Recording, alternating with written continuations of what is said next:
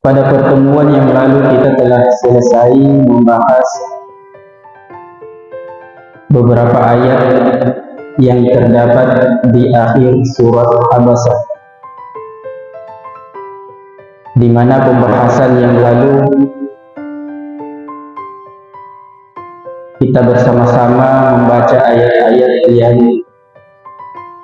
mengandung satu keterangan bagaimana perilakunya orang nanti di padang mahsyar. Demikian juga bagaimana keadaannya, yaitu ada yang tampak berbahagia, ada juga yang tampak bersedih. Insya Allah pada pertemuan kali ini kita akan melanjutkan kajian kita kepada surah selanjutnya, yaitu surat An-Nazi'at.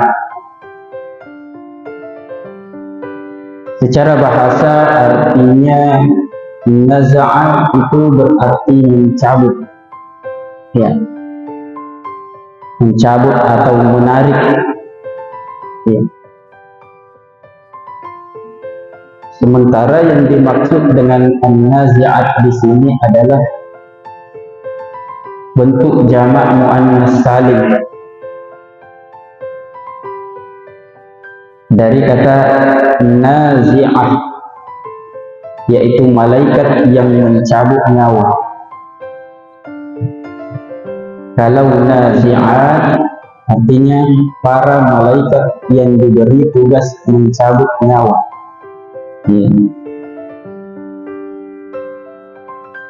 Surat An-Nazi'at para ulama sepakat turun di Mekah. Adalah surah yang turun pada urutan yang ke-81 setelah surat An-Naba dan sebelum surat Al-Infitar.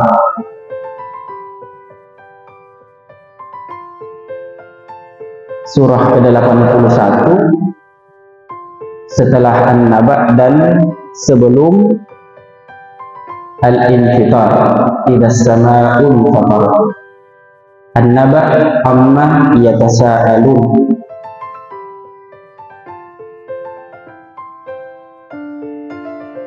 Terdiri dari 46 ayat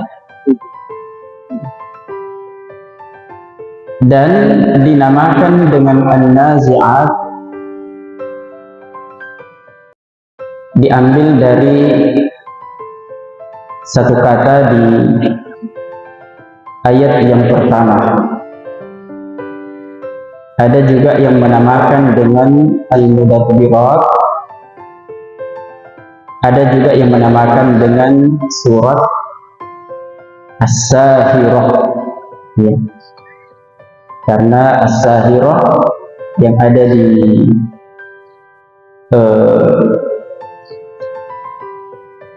awal-awal surah An-Nazi'at ini adalah satu-satunya kata As-Sahirah di dalam Al-Quran. Fa'idahum bis-Sahirah.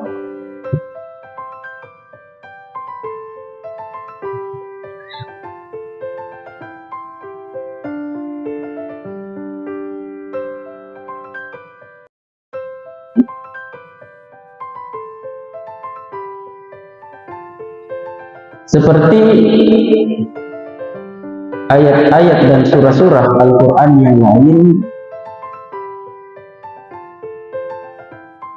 surat An-Nazi'at juga berkaitan dengan surah sebelumnya, jadi tidak terlepas pembahasannya. Namanya munasabah, selalu sesuai dan selalu bersambung. Dimana kalau kita melihat surat An-Naba, surah sebelumnya,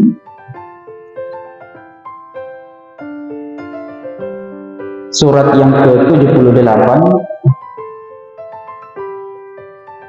dan surah yang ke-79 An-Nazi'at yang sedang kita bahas ini,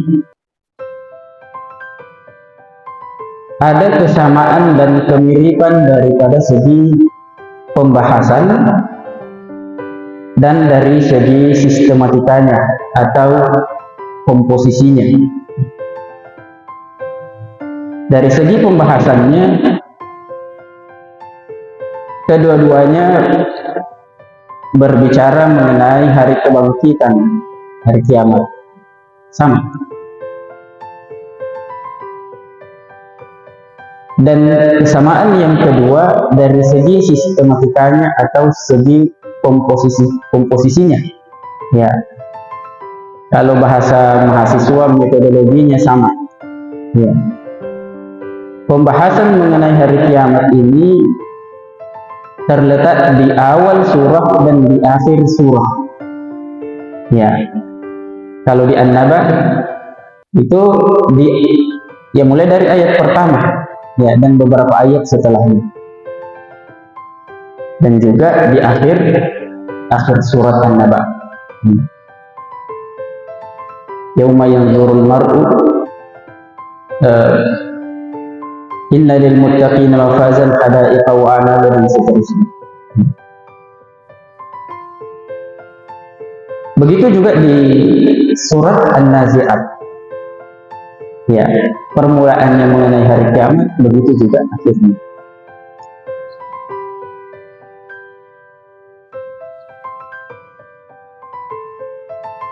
Kemudian surat An-Nazi'at mengandung 4 bahan kajian utama atau 4 tema pokok. Yang pertama adalah tema pertamanya ini ayat 1 sampai ayat yang ke-14 itu menjelaskan mengenai sumpah dari Allah Subhanahu wa taala bahwa Allah Subhanahu wa taala bersumpah bahwa manusia itu akan dihidupkan kembali setelah mati. Kemudian pembahasan yang kedua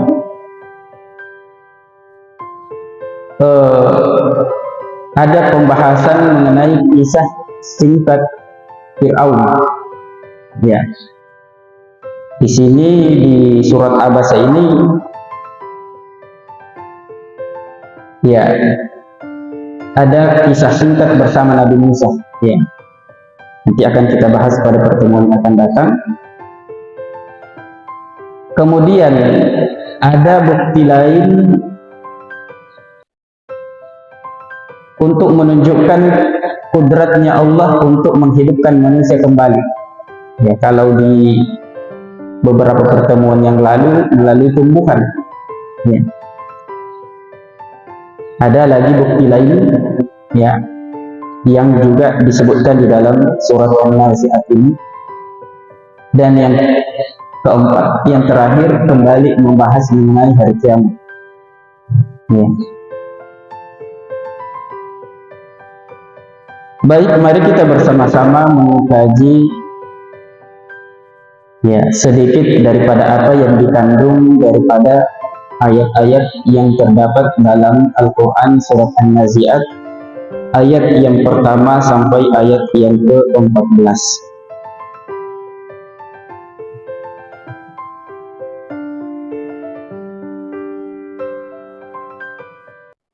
A'udzu billahi minasyaitonir rajim. Bismillahirrahmanirrahim.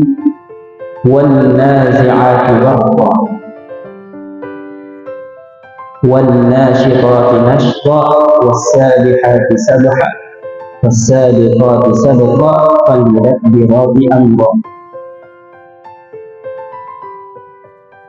Waw di sini waw sumpah, waw qasam. Ya. Jadi telah kita sebutkan bahwa waw dalam bahasa Arab itu banyak ragamnya. Ya, banyak macamnya. Di sini waw sumpah. An-nazi'at al-muqsam bihi. Media yang digunakan untuk bersumpah, yaitu para malaikat yang mencabut nyawa dengan kasar. Ya. Ini kalau An-Nazi'at ini dia mencabut nyawa kasar caranya. Apa-apa itu kalau kasar itu tidak enak, tidak menyenangkan. Kalau kita dari Maros ke Makassar jadi penumpang, kemudian supirnya ini tidak bagus caranya, lamanya sampai kita pasti terasa lama itu perjalanan karena supirnya gajili-gajili. Tidak bagus caranya bawa mobil, kesilut-silut. Lama sekali terasa itu, tidak enak rasanya itu naik mobil. Biarpun mungkin kendaraan yang ditumpang itu bagus, mobil baru, tapi karena supirnya ini tidak bagus caranya bawa kendaraan, kita tidak merasa nyaman. Tapi mungkin kalau kita punya kendaraan dan supirnya ini halus cara bawanya itu, barangkali kita rasa baru kita naik di mobil, turun lagi sampai bagus caranya bawa mobil. Ya. Ternyata malaikat yang mencabut nyawa itu juga beda orang, beda perlakuan. Ya. Jadi kalau bagus perlakuannya malaikat mencabut nyawanya itu, nyawa keluar tidak terasa, halus. Ya. Sama kalau dokter yang menangani satu tindakan operasi, ada itu yang halus caranya, ada juga yang kasar. Kalau yang halus itu tidak terasa. Ya. Malaikat juga seperti itu. Kalau dia halus, namanya wan-nasyitati nashta. Inilah yang malaikat yang mencabut nyawa dengan halus. Ya, kalau menarik ya di beberapa kitab itu dicontohkan di sini.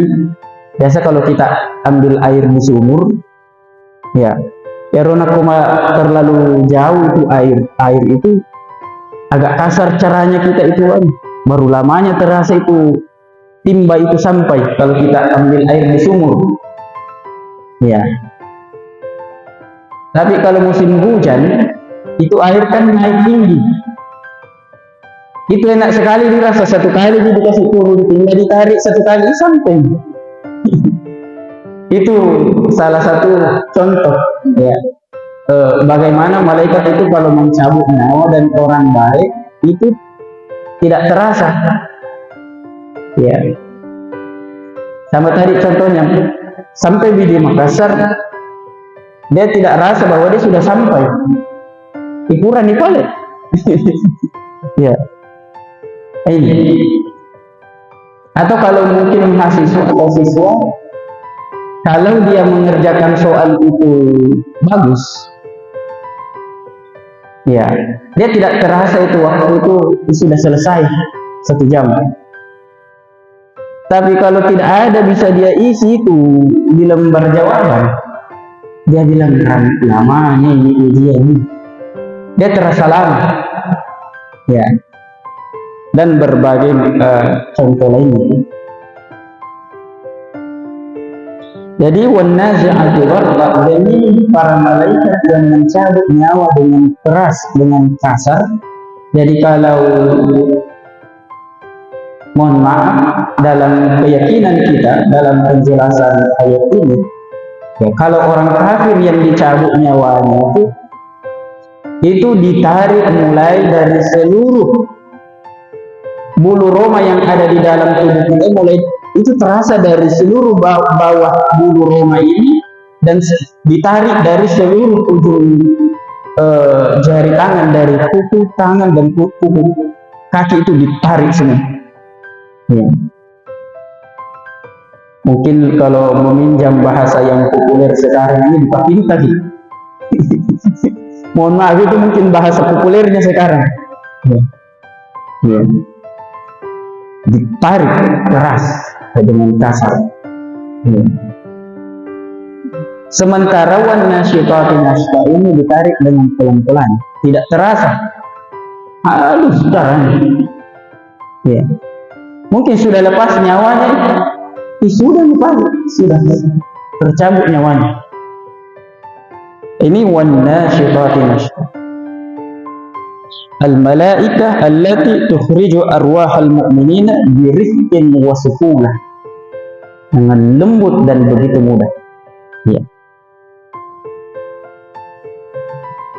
Kemudian Allah kembali bersumpah wasabihati sabah, dan demi malaikat yang turun dari langit. Ya.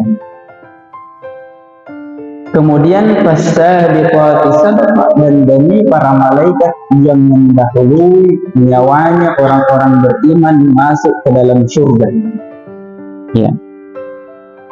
Kemudian fal mudabbirati amra, dan demi para malaikat yang mengatur seluruh ya apa yang terjadi di alam semesta ini. Ya. Jadi di dalam ayat yang kelima ini Allah Subhanahu wa ta'ala menisbatkan tadbir, pengaturan alam ini kepada malaikat. Ya. Kenapa dikatakan malaikat yang mengatur? Karena malaikat di sini sebagai pelaksana. Ya. Padahal sebenarnya yang mengatur pada hakikatnya itu Allah, karena Allah yang perintahkan. Allah sebenarnya yang mudabbir, tapi karena para malaikat ikut sebagai pelaksana, juga bisa dikatakan sebagai mudabbirat. Sama kalau dikatakan jalan beton di Kabupaten Maros ini misalnya dikerjakan oleh Pak Bupati, bisa ya, dikerjakan oleh Pak Bupati. Kenapa? Karena dia yang perintah, bukan dia yang kerjakan itu jalanan, dia yang perintah. Maka dikatakan pembangunan ini oleh Pak Bupati, padahal bukan Pak Bupati yang cor. Dia cuma perintah saja. Bisa juga yang disebut adalah pemborongnya,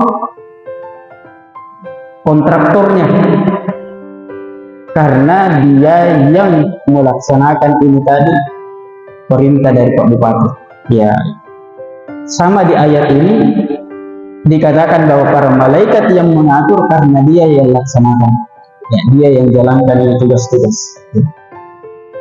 Hujan diatur, rezeki diatur, angin diatur, semua diatur. Ya. Dan itu juga beberapa sudah kita bahas di pertemuan sebelumnya.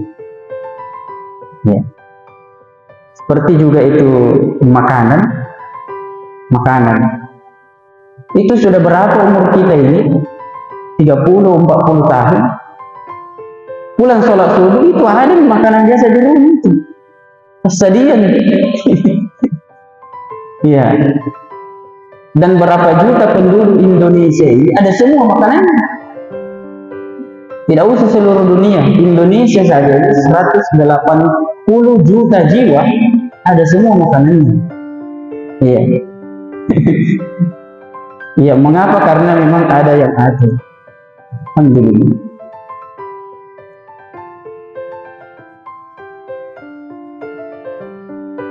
Ya. Kemudian, ya, seperti telah kita bahas juga pada pertemuan yang lalu, kalau ada sumpah itu 3 komposisinya.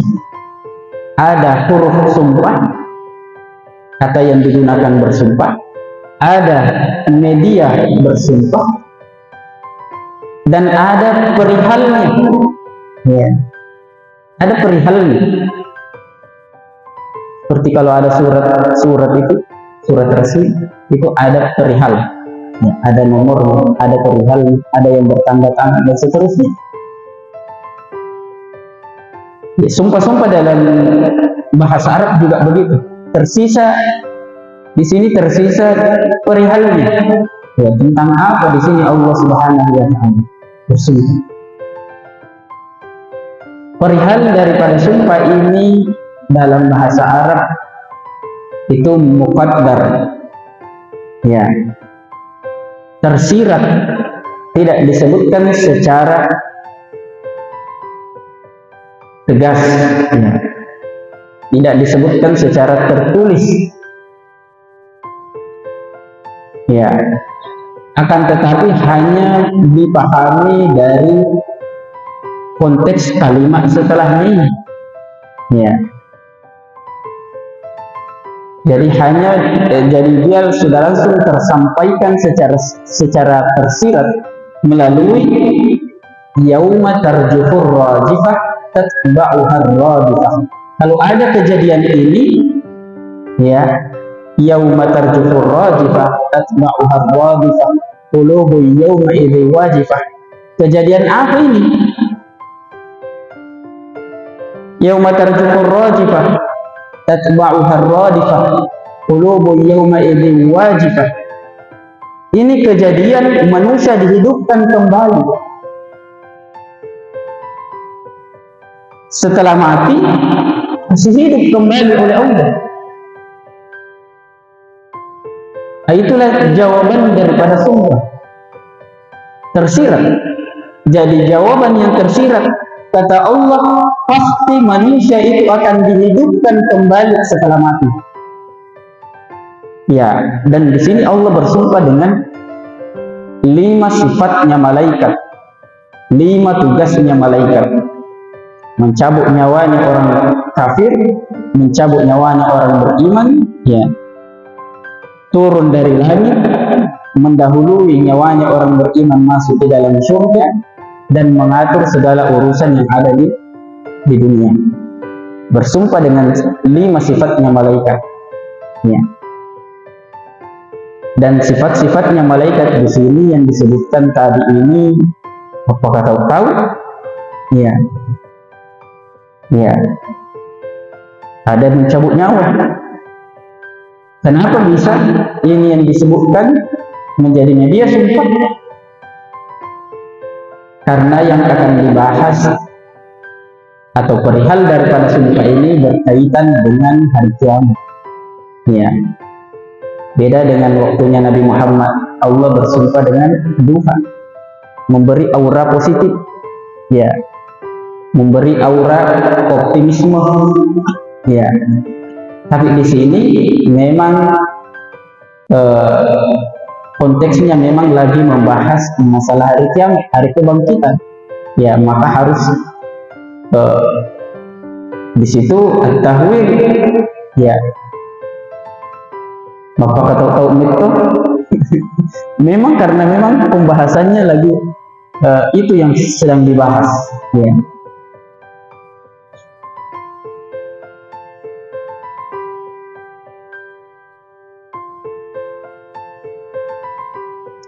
Ya, yauma tarjufur rajifah tatba'uhar radifah.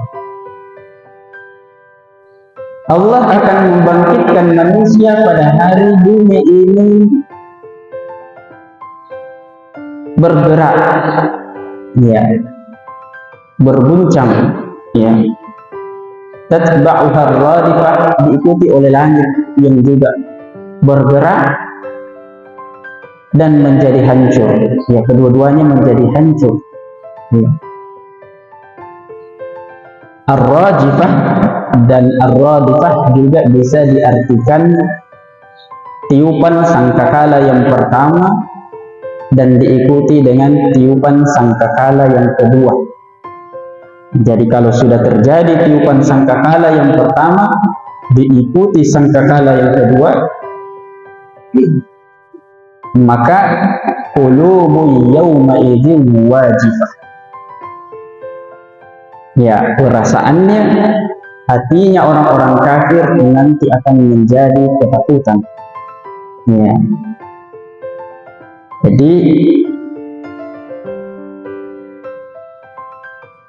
yang merasakan perasaan ini orang-orang kafir, ya, orang-orang yang tidak percaya dengan namanya hari kemudian, ya, hari akhirat. Hikmat akan menjadi ketakutan, absaruha khasyi'ah, pandangannya itu akan menunduk. Ya, karena dimanapun itu kalau kita bersalah pasti menunduk. Ya, pasti kita akan pandangan itu ya merendah. Ya. Tetapi di sini insya Allah tidak ada di sini. Ya. Ini sebenarnya secara khusus menggambarkan orang Mekah secara khusus ini. Ya. Ketika turun ayat ini, mereka itulah yang waktu hidup yaquluna inna lamarduduna fil hafir. Ya. Jadi orang-orang seperti ini, mereka inilah yang kadang-kadang menjadikan pembahasan hari kiamat ini sebagai bahan ejekan, bahan olok-olokan. Katanya, inna lamarduduna fil hafirah. Masa kita akan dikembalikan kepada kehidupan ini lagi? Ya, al-hafirah ini satu jalan yang sudah kita lewati, lalu kemudian kita kembali di situ. Maksudnya kalau kita sudah hidup saat ini, kemudian kita sudah mati, dalam pandangannya kita tidak mungkin hidup lagi. Ya, dalam pemikirannya orang kafir ini, ya, tidak percaya namanya hari kebangkitan. Ya. Aiza kunna 'idhaman nasira. Padahal kan kita ini sudah menjadi tulang belulang, hancur, sudah hancur. Ya. Qalu tilka idan karratun khasirah. Kalaupun itu terjadi, ya, berarti ini adalah satu kembali kepada kehidupan yang merugikan. Tapi ini dalam nada mengejek. Ya, rugi itu kalau bangkit kembali. Nah, tapi itu dalam narasi mengejek. Ya.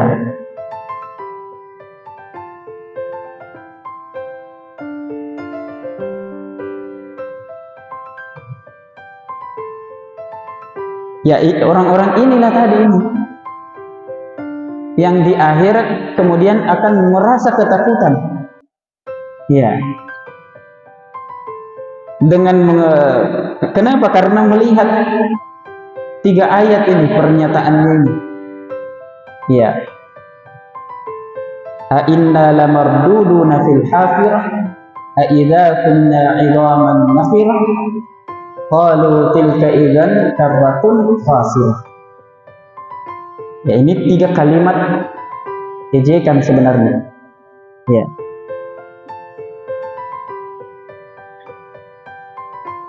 Kemudian Allah Subhanahu wa taala membalas, ya, ayat 13 dan 14, fa innama hiya zajratun wahidah.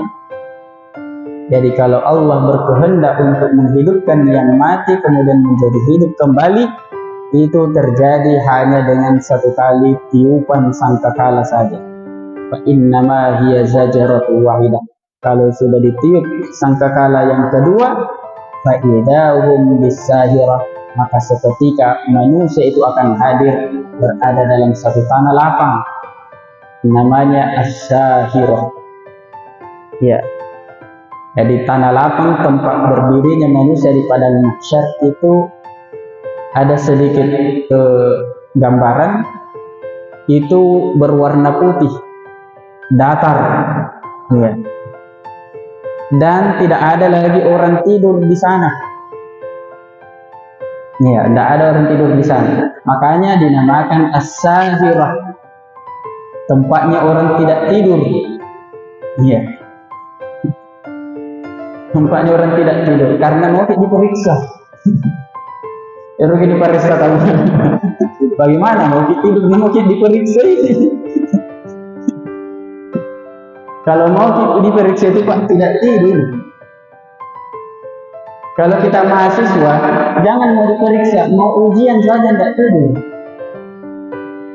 Ya, apalagi nanti ya 40 tahun kehidupan kita ini mau diperiksa, 50 tahun, 60 tahun, ya, mau diperiksa oleh pengawas, ya, ya. Nah, jadi di sini di awal-awal surah An-Naba ini dapat kita simpulkan ini membahas mengenai ya beberapa kejadian, dan kejadian ini Allah pertegas dengan sumpah. Jadi kalau lawan bicara itu tidak percaya, ya, itu harus pakai sumpah. Ya. Kalau misalnya di satu kelas, ya, mungkin gurunya terlambat,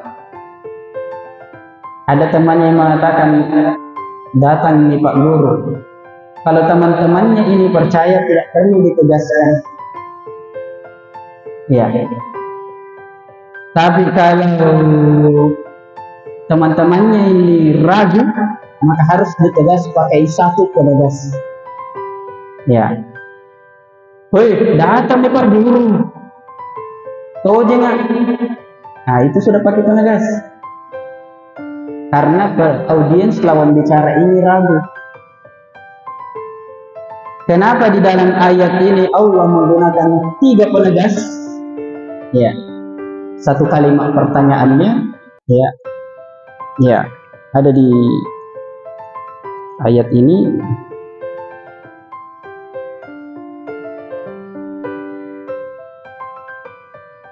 Ya, mengapa di dalam surat dalam surat An-Nazi'at ini Allah bertegas dengan sumpah? Karena audiensnya ini tidak percaya, ingkar, bukan lagi ragu, tapi memang mengingkari memang. Nasakar matui, maka Allah pertegas dengan sumpah.